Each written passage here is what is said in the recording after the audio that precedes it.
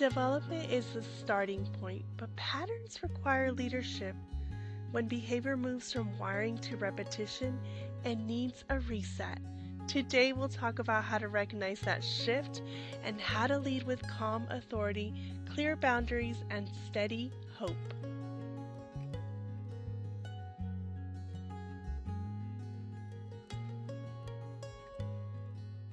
Hey friend, I'm the Nurture Navigator, a child development professional and behavior specialist, and this is Little Feet Big Guidance. This space exists to support you, to ground you, to equip you, and to help you lead your home with calm authority and loving structure. I'm really glad you're here. We are back from our 5-day Nurtured Parent Challenge, and boy, was it amazing. But I'm really glad to be back here with you, and I can't wait to get into this.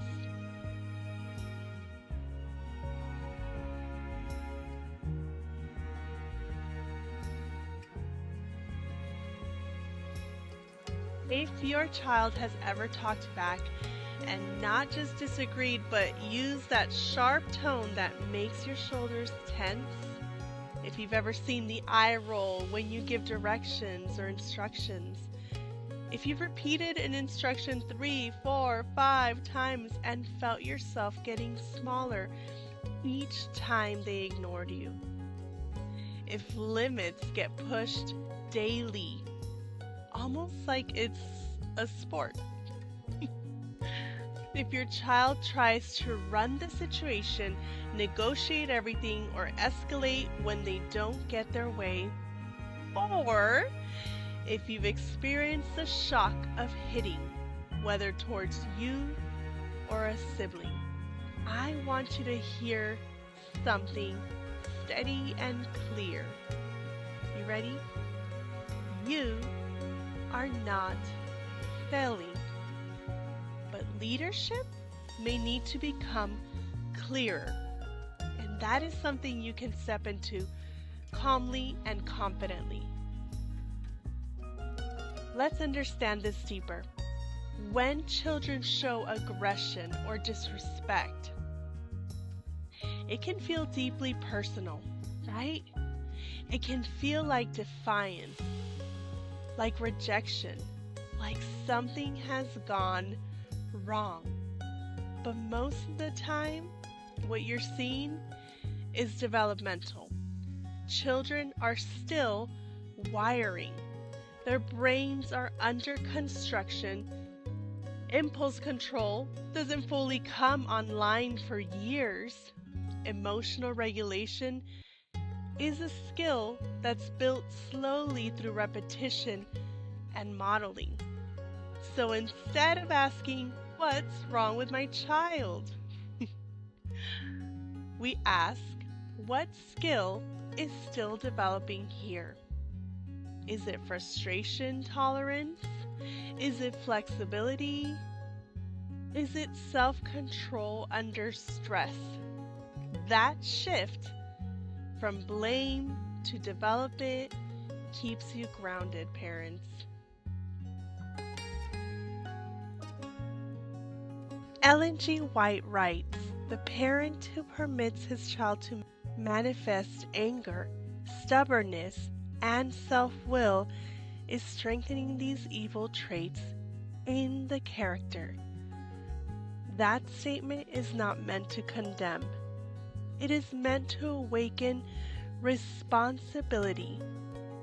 When anger or disrespect is left unchecked, it does not fade away. It grows through repetition. What is practiced in childhood becomes established in character. But she is equally clear that correction must never be harsh or degrading. Discipline is not about breaking a child's spirit. It is about guiding it. Teaching respect is not unkind. Allowing disrespect to harden into habit is. So, if there's an area in your home where self-control has been loose, where tone has shifted, where disrespect has become common, this is your moment. Not to react, not to shame, but to lead. Decide that self-control will be taught in your home. Decide that respect will be modeled and required. Decide that anger will not be allowed to rule the atmosphere. You do not have to fix everything today, but you can begin today. And that beginning, calm, steady, intentional, is an act of love that will shape your child far beyond this season. So let's talk honestly for a moment. Many loving parents allow disrespect, not because they don't care, but because they care deeply. They don't want to damage the relationship. They don't want to be too strict. They worry about hurting feelings. They fear creating emotional distance. Is that you? So when the tone sharpens, they let it slide. When the eye rolls happen, they ignore it. When instructions are resisted, they repeat instead of reinforce. And over time, boundaries soften. But here's what happens when boundaries consistently soften. Well, children begin to test for leadership, not because they are manipulative, not because they are bad, but because children feel safest when an adult holds the structure. If no one is clearly leading, their nervous system starts asking, who's in charge here? And instinctively, they try to fill the gap themselves. That's not rebellion, that's biology. When structure weakens, children push, not for power, but for security. And that's developmentally predictable. The respect is not automatic, parents. It is taught. And disrespect doesn't always look dramatic. Sometimes it's subtle.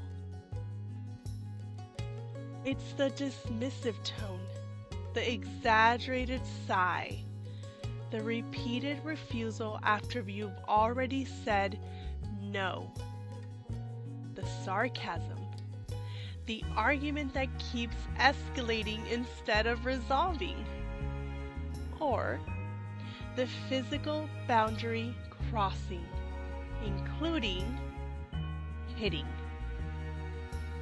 And let's be clear, parents, hitting is not okay.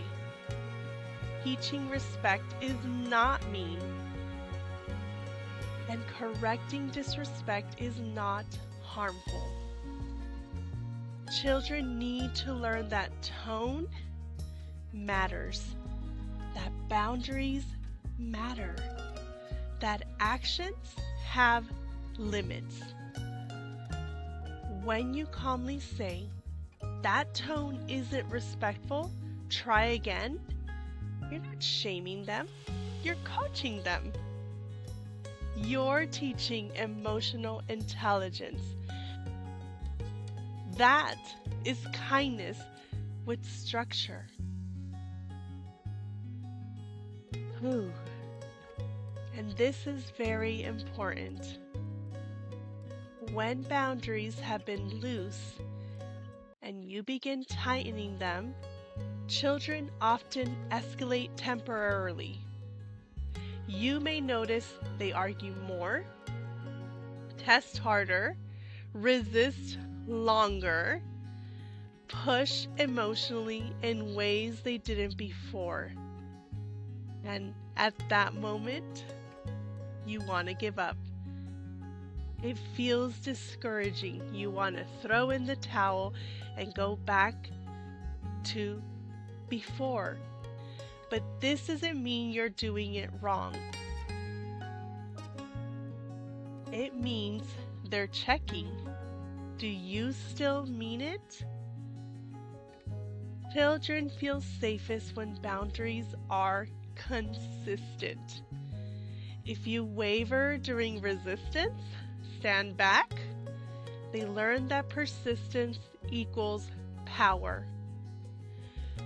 If you stay calm and consistent, they learn that boundaries are real. And real boundaries, guess what? Build security.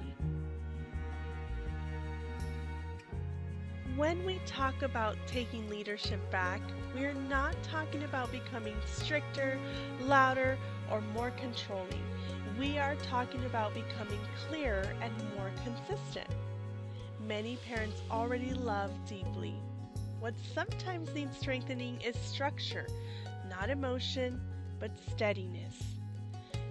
Taking leadership back begins with deciding what your boundaries are and then communicating them calmly in the moment, not in frustration, not in negotiation, simply and clearly.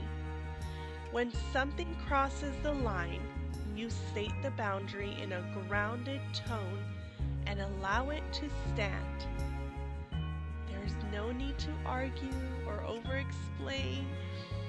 Children actually understand more when the message is simple. Then, if the behavior continues, you follow through in a consistent way. The follow through does not need to be dramatic, it just needs to match what you say. That consistency is what builds trust. Children feel safest when they know what to expect, parents. Predictability creates security, and security reduces resistance over time. Leadership is not about power, it is about responsibility. It is the steady presence that says, I'm here, I care, and I will guide this. And this approach works not just emotionally, but neurologically. So when children become upset parents, their nervous system activates in that state. They are not ignoring you, they are overwhelmed. When the body is heightened, reasoning becomes harder. This is why staying calm is so important. When you regulate yourself first, you help create the conditions where your child can settle. Calm is contagious. You can catch it like the flu. Your steadiness becomes their anchor. Once the nervous system settles, connection becomes possible. And when connection is restored, learning can happen. This does not weaken boundaries, it strengthens them, because limits delivered in calm conditions are received as guidance rather than a threat. That is why warmth and structure must stay together. Parents, children thrive when they experience both connection and clear limits at the same time. If there is warmth without structure, children may feel unsure about expectations. That uncertainty can lead to testing behaviors. If there is structure without warmth, children may feel controlled rather than guided. But when guidance is delivered with steady tone and genuine care, children feel both safe and directed. They understand that the boundary is not rejection, it is protection. That combination builds confidence. Children learn that limits do not mean loss of love. They learn that adults can be both kind and firm. And that experience shapes their understanding of relationships for life. Over time, the way correction feels in your home becomes more important than any single moment of discipline. Children are constantly absorbing the emotional climate around them. They are not only listening to instructions, they are internalizing tone, rhythm, and response patterns. When guidance is consistently calm and respectful, children begin to experience that steadiness as normal. It becomes the emotional baseline of the home. In that kind of environment, correction does not feel like rejection. It feels like direction. Boundaries do not feel threatening, they feel secure. And security allows children to grow without constantly defending themselves. This is how atmosphere quietly shapes character, not through one big conversation, but through repeated experiences of calm leadership. When a child is corrected in a steady voice, with clear expectations and genuine care, they gradually learn what healthy authority looks like. They begin to mirror that steadiness in their own behavior. Over time, the emotional tone you model becomes the tone they carry into friendships, school, and eventually their own families. That is why consistency matters so much. The atmosphere you create today becomes the internal voice your child develops tomorrow. And when that atmosphere combines warmth with structure, it does more than manage behavior. It builds resilience. And resilience is not emotional toughness or suppression. Resilience is the ability to experience strong emotions and still remain regulated. It is learning that feelings are allowed, but actions can be chosen. When children grow up with consistent boundaries and calm guidance, they develop internal boundaries. They begin to pause before reacting. They learn to manage frustration. They understand that limits are normal and safe. That internal self-control becomes one of the strongest foundations for success in relationships, school, and adulthood. So when you hold a boundary calmly and consistently, you are not addressing behavior in the moment. You are building long-term emotional strength. That is leadership, and that matters. Parents, when behavior has been allowed for a long time, it is no longer just about development. It has become learned, and learned behavior requires intentional change. At this stage, parents must shift from gentle guidance to clear reestablishment of expectations. This means having a direct conversation with your child that is calm, confident, and simple. Not emotional, not apologetic, not aggressive. You might say something like, "In our home, this behavior is no longer acceptable. I should have addressed it more clearly before, and from now on, it will be handled differently."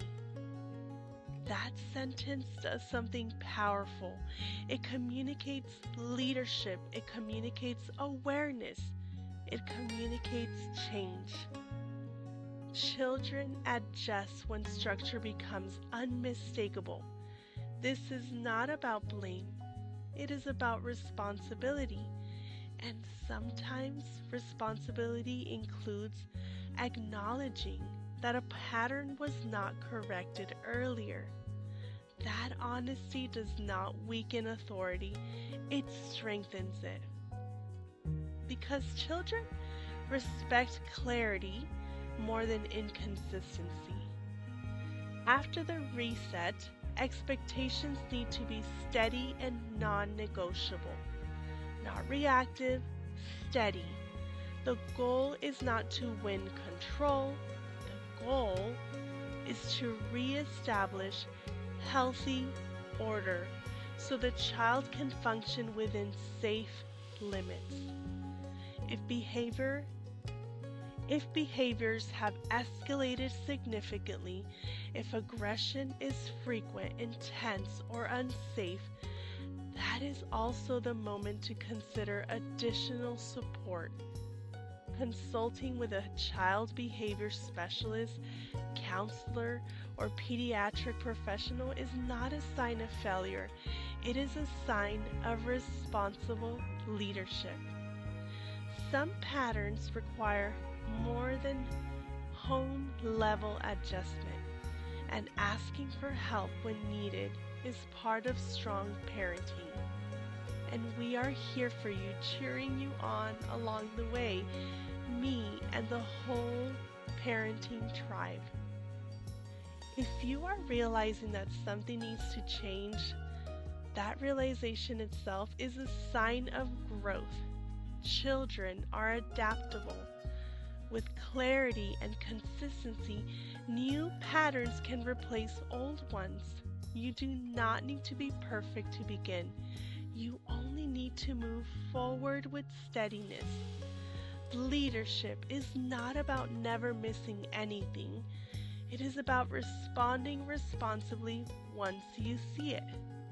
And the beautiful truth is this: when children experience calm, confident leadership, they may resist at first, but inside they feel more secure.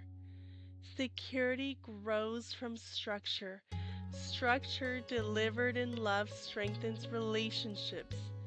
You are not behind. You are leading, and that matters profoundly.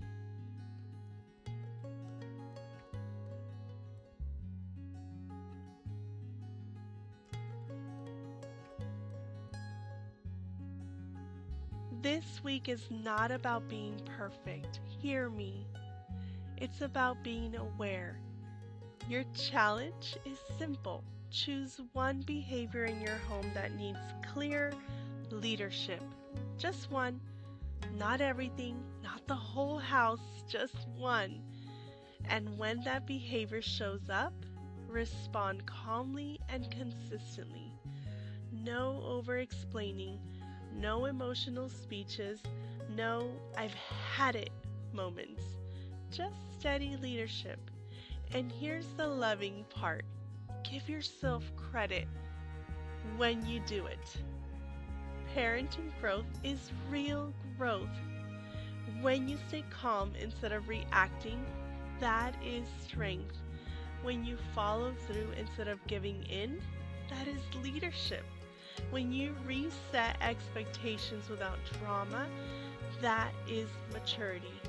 So this week, celebrate yourself. You are not just raising children, you are becoming the steady leader your home needs. And if you mess up once, take a breath, reset, and try again. I am cheering for you. No shame, just progress. And maybe, just maybe, laugh a little when you catch yourself practicing your calm voice in the mirror. We've all done it. Leadership sometimes starts in the bathroom before it shows up in the living room. That counts. You are doing important work and you are not alone in it.